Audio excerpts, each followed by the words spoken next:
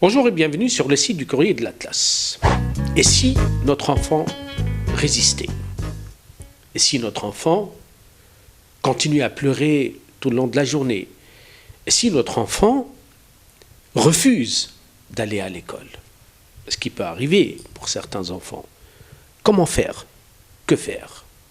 Voici une question très importante posée surtout par les conseils de certains psys d'enfants, pour dire que ne forcez jamais un enfant de vous quitter, d'aller à l'école. Il y en a beaucoup de parents, et c'est là où il faut vraiment être vigilant, prudent, attentif. Ne forcez pas l'enfant devant ses camarades, à la porte de l'entrée de l'école. Ne le poussez pas à aller, ne le forcez pas à aller. Pour lui, c'est une violence. Pour un enfant qui aimerait bien sûr, qu'on l'aide à se détacher, à entrer à l'école, à nous quitter, à se détacher, mais ne le faites pas avec force. Deuxième chose importante, ne faites pas de chantage avec un enfant pour qu'il entre à l'école. Ne lui dites pas, par exemple, écoute, si tu vas aller à l'école, je t'achèterai un vélo, ou je sais pas, ou des bonbons ou autre chose. Ne faites jamais ça. Parce que avec le chantage, un enfant, il risque d'utiliser cette faiblesse, parce qu'il considère le chantage des parents, c'est une faiblesse pour un enfant. Ne le faites jamais.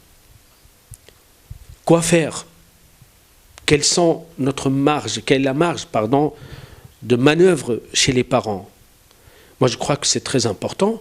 Et pourquoi pas, et c'est juste un conseil, qui est même aussi partagé par beaucoup de psys, ce n'est pas un mal, ce n'est pas un drame, ce n'est pas une honte, ce n'est pas en fait un problème de se dire avec son enfant, ok, tu ne veux pas entrer cette fois-ci, c'est pas grave, on va revenir à la maison.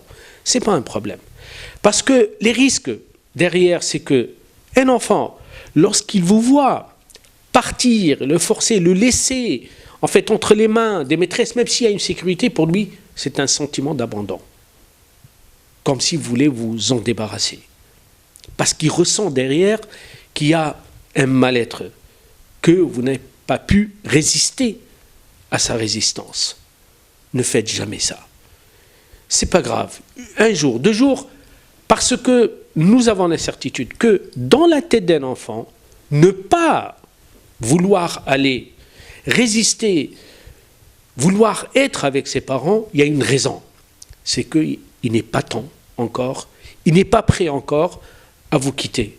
En fait, c'est un lien avec votre degré d'attache avec cet enfant. Plus vous vous attachez à lui, par peur, souvent malheureusement pour nous les parents, et par insécurité, et plus l'enfant il aura du mal à vous quitter. C'est pas grave. Reportez la rentrée. 1 jour, 2 jours, c'est pas grave. Mais lorsqu'on revient à la maison, il faut s'expliquer. Il faut parler avec cet enfant. Il faut discuter avec lui sur ses peurs, sur ses freins, sur ses obstacles dans sa tête. Pourquoi?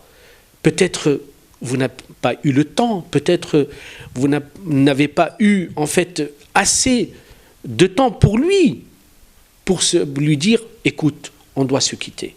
Il faut qu'on parle avec nos enfants de ce qui peut nous arriver, de ce qui peut lui arriver aussi à l'école. Peut-être il a ses raisons à lui, peut-être il y a beaucoup d'angoisse, peut-être... En fait, un enfant, vous savez, en l'écoutant, on peut facilement l'aider à se développer correctement. Je crois que c'est très important de ne pas dramatiser cette situation si l'enfant ne veut pas aller à l'école le premier jour.